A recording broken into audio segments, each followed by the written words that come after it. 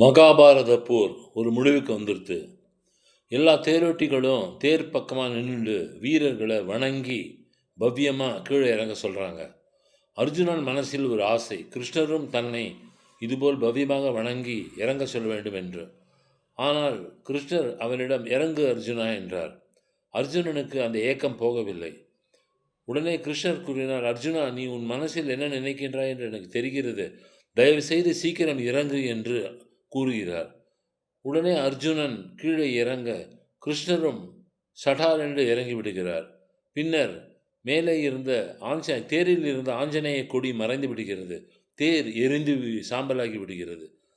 அப்பொழுதுதான், இப்பொழுது புரிகிறதா அர்ஜுனா என்பதைப் போல் கிருஷ்ணர் அர்ஜுனனை பார்க்க, அர்ஜுனன் மனத்தில் தான் ஆசைப்பட்டதை நினைத்து வெட்கத்தோடு தலை குனிந்தான்.